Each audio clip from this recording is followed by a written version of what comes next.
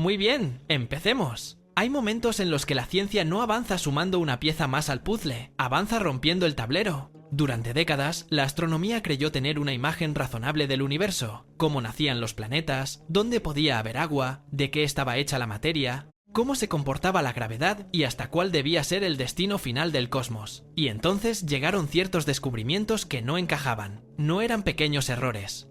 Eran golpes directos a ideas que parecían sólidas, hallazgos que obligaron a científicos enteros a admitir algo incómodo. No estábamos afinando el mapa. Estábamos corrigiendo una versión profundamente equivocada de la realidad. Número 7. Los primeros exoplanetas no aparecieron donde esperábamos, sino alrededor de una estrella muerta. Durante mucho tiempo, la lógica parecía impecable. Si querías encontrar planetas, debías buscar estrellas más o menos parecidas al Sol, sistemas tranquilos, estables. Lugares donde el material sobrante del nacimiento estelar pudiera ordenarse lentamente hasta formar mundos. Era una idea tan intuitiva que casi nadie la cuestionaba. Y por eso el golpe fue tan brutal cuando, en 1992, se anunció que los primeros planetas confirmados fuera del sistema solar orbitaban un púlsar, PSR B1257+12. No una estrella normal, no un sol lejano, un cadáver estelar, el núcleo colapsado de una estrella que había explotado violentamente. Piensa en lo absurdo que parecía aquello. Un púlsar gira a una velocidad monstruosa y emite radiación como un faro cósmico descontrolado. Durante años, una de las imágenes más aceptadas era que una explosión de supernova debía esterilizar por completo cualquier arquitectura planetaria cercana. Un evento así tendría que barrer, destruir o desintegrar cualquier posibilidad de estabilidad, y sin embargo, allí estaban. Mundos detectados gracias a las minúsculas variaciones en el ritmo de los pulsos, como si incluso una estrella muerta siguiera delatando que algo invisible tiraba de ella. El descubrimiento no solo probó que había planetas fuera del sistema solar, demostró que nuestra intuición sobre dónde podían existir era demasiado pobre, demasiado humana, demasiado estrecha. De repente, el universo se volvió más salvaje. Ya no bastaba con pensar en planetas como subproductos delicados de estrellas tranquilas. Ahora había que aceptar que podían formarse o sobrevivir en escenarios extremos, en cementerios cósmicos, alrededor de objetos que ni siquiera emiten luz como una estrella convencional. Fue una humillación elegante. Ni siquiera habíamos encontrado un segundo sistema solar bonito y familiar. Lo primero que hallamos fue algo mucho más perturbador, mundos orbitando los restos de una catástrofe. Y eso cambió el tono de la búsqueda para siempre, porque si el primer gran hallazgo llegó desde un lugar que nadie habría elegido como candidato lógico, entonces el cosmos ya nos estaba diciendo algo inquietante. Habíamos empezado a buscar con la idea equivocada, y lo que vino después empeoró todavía más esa sensación. Soporte factual de esta sección. Número 6. Los gigantes gaseosos no se quedaban lejos de su estrella. Nosotros estábamos mirando en el sitio equivocado. Incluso después del impacto de los planetas del púlsar, muchos astrónomos seguían pensando que aquello era una rareza monstruosa, una excepción de laboratorio, no una corrección general del modelo. La plantilla seguía siendo nuestro sistema solar, los mundos rocosos dentro, los gigantes gaseosos mucho más lejos, Júpiter y Saturno como norma, distancia, orden, jerarquía.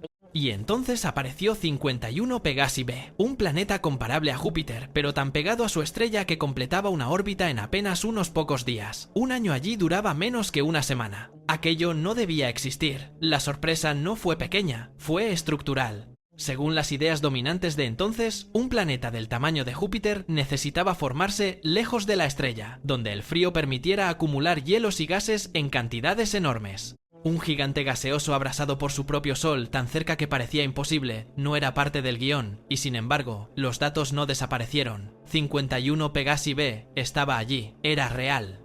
Y con él empezó la revolución de los llamados Júpiteres calientes. Una categoría que obligó a reescribir modelos completos de formación y migración planetaria. Lo devastador de este descubrimiento es que atacó una suposición muy cómoda, que nuestro sistema solar era el patrón. Durante años habíamos observado un solo ejemplo, y como suele hacer la especie humana, lo habíamos convertido en norma universal, pero el universo no tenía ninguna obligación de copiar nuestro vecindario. De hecho, parecía disfrutar rompiendo esa expectativa.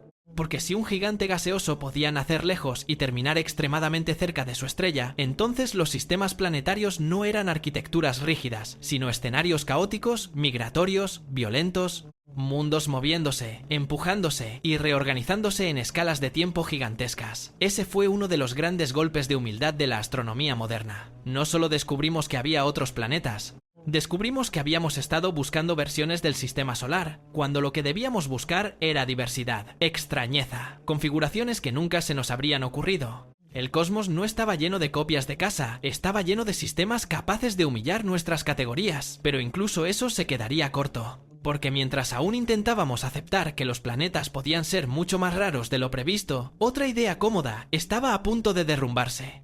La de que los lugares prometedores para la vida debían estar bañados por luz y calor estelar. Y no, también ahí estábamos completamente equivocados. Soporte factual de esta sección. Número 5. Los mundos que parecían muertos podían esconder océanos vivos. Durante gran parte del siglo XX, la llamada zona habitable se convirtió casi en un reflejo mental. Si querías buscar agua líquida y quizás algo parecido a la vida, mirabas alrededor de una estrella, en la franja justa donde ni el calor evaporara los mares ni el frío los congelara para siempre. Era razonable. Sonaba elegante. El problema es que el sistema solar exterior se encargó de destrozar esa tranquilidad. Encélado fue uno de los golpes más duros.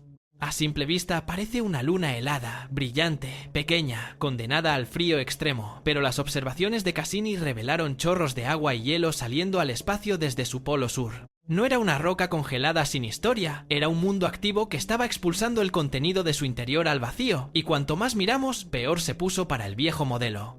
En esos penachos aparecieron compuestos orgánicos, más tarde señales de actividad hidrotermal y de una química que, al menos sobre el papel, encaja con ingredientes que asociamos a entornos habitables. Es difícil exagerar lo radical que fue eso. Durante décadas habíamos asociado la posibilidad de agua líquida con la proximidad correcta a una estrella. Ahora una luna helada, en el sistema de Saturno, sugería que el calor de marea y la interacción entre roca y agua podían mantener un océano oculto bajo kilómetros de hielo. No era una corrección menor. Era otra forma de imaginar dónde podía existir un entorno interesante, y como si Encélado no bastara, Mimas llegó para rematar la humillación. Durante años fue casi un chiste visual, la luna con aspecto de estrella de la muerte, un bloque craterizado que parecía geológicamente muerto. Precisamente por eso, el resultado fue tan incómodo cuando, a partir del análisis de su movimiento orbital y rotacional, se defendió que bajo su superficie helada también se esconde un océano global, probablemente joven. Eso significaba que incluso mundos que parecían aburridos, apagados y completamente inertes podían estar escondiendo agua líquida en la oscuridad. La lección fue brutal. La habitabilidad no tenía por qué anunciarse en la superficie. Y aquí está lo más importante. Este tipo de descubrimientos no solo amplió la lista de lugares interesantes. Cambió la lógica de la búsqueda. Nos obligó a aceptar que el agua líquida podía esconderse bajo costras de hielo, sin luz solar directa, sostenida por energía interna y química subterránea. En otras palabras, puede que hayamos pasado décadas mirando en la dirección equivocada. Quizá los lugares más prometedores no eran los más parecidos a la Tierra vista desde lejos, sino mundos helados que parecían muertos a simple vista. Y mientras eso ya era bastante desconcertante, otro descubrimiento iba a golpear todavía más hondo, porque no afectaba solo a lunas o planetas. Afectaba a la propia composición del universo. Soporte factual de esta sección. Número 4. La mayor parte de la materia no era visible, y hubo un choque cósmico que lo dejó al descubierto. Durante mucho tiempo, la materia oscura fue tratada por mucha gente como una solución incómoda, una especie de parche elegante para explicar por qué las galaxias rotaban demasiado rápido o por qué ciertos cúmulos se comportaban como si tuvieran más masa de la que podíamos ver. Era una idea potente, sí, pero también abstracta, invisible, fácil de discutir, fácil de esquivar, hasta que apareció el cúmulo bala. Dos cúmulos de galaxias habían colisionado de forma titánica y el resultado dejó una escena casi forense. El gas caliente, que representa gran parte de la materia normal, quedó frenado y desplazado, mientras la mayor parte de la masa siguió adelante en otra posición trazada por lente gravitacional. Eso fue demoledor, porque de repente ya no se trataba solo de decir algo invisible debe de estar ahí. Ahora había una separación física entre la materia ordinaria, detectable en rayos X, y la mayor parte de la gravedad observada. Como si el universo hubiera montado un experimento gigante para enseñar que lo visible no era lo dominante. Que lo que forma estrellas, planetas, personas, aire, océanos y pantallas no es el componente principal del andamiaje cósmico. Lo principal parecía ser otra cosa. Algo que no emite luz, que no se deja ver directamente y que sin embargo pesa, tira, organiza, moldea estructuras enteras. La herida filosófica aquí es enorme, porque intuitivamente seguimos pensando que ver es conocer, que si mapeamos suficiente luz, entendemos el contenido del universo. El cúmulo bala fue una bofetada a esa confianza. Nos enseñó que la parte luminosa podría ser apenas la espuma superficial de una arquitectura dominada por un ingrediente fantasma, y cuanto más aceptas eso, más inquietante se vuelve la imagen. Significa que la materia de la que estás hecho podría ser la excepción vistosa, no la regla. Que el universo no está dominado por lo que brilla, sino por lo que permanece oculto. Y si eso ya obligaba a replantear lo que significa ver el cosmos, el siguiente descubrimiento destrozó otra intuición todavía más profunda. La idea de que la gravedad y el espacio-tiempo eran silenciosos. Soporte factual de esta sección. Número 3. El universo no era silencioso. El tejido del espacio podía vibrar, y nosotros logramos escucharlo. Durante un siglo, las ondas gravitacionales vivieron en una zona extraña del conocimiento.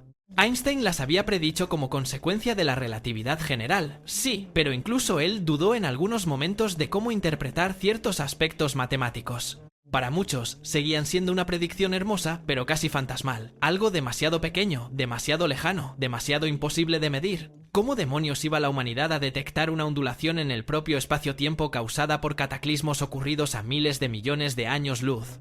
Sonaba casi absurdo. Y entonces llegó septiembre de 2015. Los dos detectores de LIGO registraron la misma señal con una diferencia mínima de tiempo. No era ruido local, no era un fallo instrumental. Era el eco de dos agujeros negros fusionándose, liberando energía de forma tan brutal que una parte de su masa se convirtió directamente en ondas gravitacionales. Por primera vez, no estábamos mirando el universo solo con luz. Estábamos captando una perturbación física del tejido mismo de la realidad. Esa frase suena enorme porque lo es. Fue como si la astronomía pasara de observar sombras en una pared a sentir la vibración de la estructura que sostiene la pared. El impacto real de esto no se limita a que Einstein acertara, va mucho más allá. Durante siglos, nuestra relación con el cosmos dependió de radiación electromagnética, visible, radio, infrarrojo, rayos X. Todo eran versiones de luz. Con LIGO empezó otra clase de observación. Ya no necesitábamos solo ver ciertos eventos, podíamos registrar su sacudida en el espacio-tiempo. En otras palabras, había fenómenos que el universo no solo ilumina, también los hace resonar. Y eso abrió una puerta inmensa a objetos oscuros, violentos y extremos que antes estaban parcialmente ocultos a nuestros métodos. Lo inquietante es lo que esto implica para nuestra arrogancia anterior. Durante muchísimo tiempo actuamos como si el cosmos que no emitía luz fuese, en la práctica, un cosmos mudo o inaccesible. Pero no era verdad, simplemente nos faltaban oídos. Y cuando por fin los construimos, descubrimos que el universo estaba lleno de colisiones monstruosas, fusiones imposibles y señales que habían atravesado la inmensidad para llegar hasta nosotros. De pronto, la vieja idea de un cielo silencioso quedó ridícula, pero aún había una equivocación mucho más grande, una de las más humillantes de todas. Porque mientras aprendíamos a escuchar el espacio, también descubrimos que ni siquiera habíamos entendido hacia dónde se dirigía el universo entero. Soporte factual de esta sección. Número 2. La expansión cósmica no se estaba frenando, se estaba acelerando. Si hubieras preguntado a muchos cosmólogos antes de finales de los 90 cuál era la expectativa razonable para el universo, habrían respondido algo bastante intuitivo. El cosmos se expande desde el Big Bang, sí, pero la gravedad de toda la materia debería ir frenando poco a poco esa expansión. Quizá nunca hasta detenerla por completo, quizá sí. Pero lo lógico era esperar una desaceleración, era casi una extensión mental de la experiencia cotidiana. Lanzas algo, la gravedad lo frena. El universo parecía seguir una versión gigantesca de esa intuición. Y entonces las supernovas lejanas empezaron a contar otra historia. Dos equipos, estudiando explosiones estelares extremadamente brillantes para usarlas como referencias cósmicas, llegaron a un resultado que ni siquiera querían encontrar. Las supernovas distantes aparecían más débiles de lo esperado. La explicación más potente era devastadora. Estaban más lejos de lo que deberían si la expansión hubiese ido frenándose. Eso significaba que el universo no solo seguía expandiéndose, lo estaba haciendo cada vez más rápido. Fue una sorpresa tan fuerte que incluso quienes participaron en el hallazgo han contado lo incómodo que fue aceptar lo que sugerían los datos. Porque aquello no obligaba a corregir una cifra, obligaba a rehacer el destino del universo. De pronto, la gravedad dejaba de ser la única gran directora del escenario cósmico. Había algo más. Algo que empujaba la expansión, algo que vencía en escalas inmensas, algo que terminó recibiendo un nombre casi desesperado: energía oscura. Y fíjate en la ironía. Una de las transformaciones más profundas de la cosmología moderna nació de admitir que no sabíamos qué estaba dominando el comportamiento a gran escala del universo. Otra vez, lo invisible tomando el mando. Otra vez, la parte esencial de la realidad escondiéndose detrás de un nombre provisional. Este descubrimiento cambió no solo la cosmología técnica, sino la sensación entera del cosmos. Ya no vivíamos en un universo cuyo futuro dependía únicamente del pulso entre expansión inicial y gravedad. Vivíamos en uno que parece empujado hacia una separación cada vez más rápida, más fría y más vacía. La intuición básica estaba rota, el final no era el que creíamos.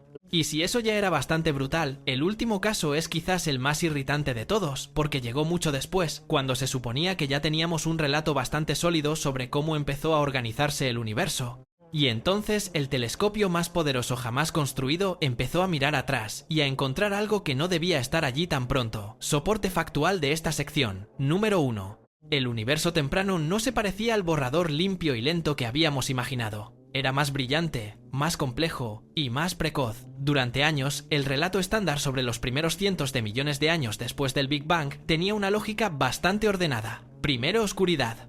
Después, poco a poco, pequeñas galaxias jóvenes, primitivas, pobres en elementos pesados, empezando a encenderse, un amanecer gradual, un crecimiento todavía inmaduro. Nada demasiado grande, nada demasiado evolucionado, nada que oliera a complejidad química avanzada tan pronto. Y entonces el James Webb Space Telescope empezó a enviar datos. Lo que apareció fue profundamente incómodo. En el universo temprano comenzaron a verse galaxias sorprendentemente brillantes, objetos que parecían haberse organizado demasiado deprisa, indicios químicos que sugerían procesos más avanzados de lo esperado, y, en algunos casos, señales de agujeros negros activos en épocas tan tempranas que resultaban casi insultantes para los calendarios cómodos. No es que todos los titulares iniciales hayan permanecido intactos. De hecho, análisis posteriores han rebajado parte de las estimaciones más extremas sobre la masa de algunas galaxias tempranas. Pero incluso con esa corrección, la imagen general sigue siendo perturbadora. El universo joven parece haber sido mucho más eficiente, más enérgico y más extraño de lo que el viejo relato vendía. Eso importa mucho porque toca una fibra central del pensamiento cosmológico. No estamos hablando de un planeta raro o de una luna inesperada. Estamos hablando del ritmo mismo al que el cosmos empezó a construir estructuras. Si ya había objetos muy luminosos apenas unos cientos de millones de años después del Big Bang, si algunas galaxias muestran una química que sugiere maduración temprana, si incluso aparecen agujeros negros creciendo con una rapidez difícil de acomodar, entonces nuestra narración del amanecer cósmico necesita cirugía seria. Quizá no una demolición total, pero sí una revisión profunda, incómoda y nada menor. Y esa es justamente la razón por la que este descubrimiento ocupa el primer puesto, porque resume todos los anteriores. Cada vez que creemos haber domesticado una gran historia del universo, aparece un dato que devuelve la misma lección. Nuestra versión intuitiva suele ser demasiado limpia, demasiado lineal, demasiado tranquilizadora. Los primeros planetas surgieron en un lugar que parecía absurdo. Los gigantes gaseosos no respetaron la arquitectura que dábamos por universal. Las lunas heladas escondieron océanos donde no esperábamos. La materia principal del cosmos resultó invisible. El espacio-tiempo se puso a vibrar. La expansión del universo aceleró cuando debía frenarse. Y ahora, al mirar hacia el origen, el propio amanecer cósmico parece haber sido más rápido, más brillante y más desordenado de lo que nos convenía imaginar. Soporte factual de esta sección. Al final, eso es lo que hace tan fascinantes estos descubrimientos. No solo añaden maravillas al inventario del universo, nos obligan a enfrentarnos a algo más incómodo, la facilidad con la que convertimos una muestra limitada en una ley universal. Vemos un sistema solar y asumimos una plantilla. Vemos una superficie helada y asumimos muerte. Vemos materia luminosa y asumimos predominio. Vemos expansión y asumimos frenado. Y una y otra vez el cosmos responde con la misma brutalidad. No, estabais mirando demasiado poco y concluyendo demasiado pronto. Tal vez esa sea la lección más importante de todas. El universo no es extraño en los márgenes y razonable en el centro, es extraño en la base. Lo raro no es la excepción molesta que tarde o temprano eliminaremos con mejores datos. Muchas veces, lo raro es precisamente la pista que delata que nuestro modelo estaba incompleto. Y eso significa que los próximos grandes descubrimientos probablemente no llegarán confirmando lo que ya creemos. Llegarán rompiendo otra idea que hoy nos parece obvia, porque si algo ha demostrado la historia de la astronomía moderna es que el cosmos no premia la comodidad intelectual, la castiga. Y cada vez que creemos entenderlo de verdad, encuentra una forma nueva, elegante y casi humillante de recordarnos que apenas estamos empezando.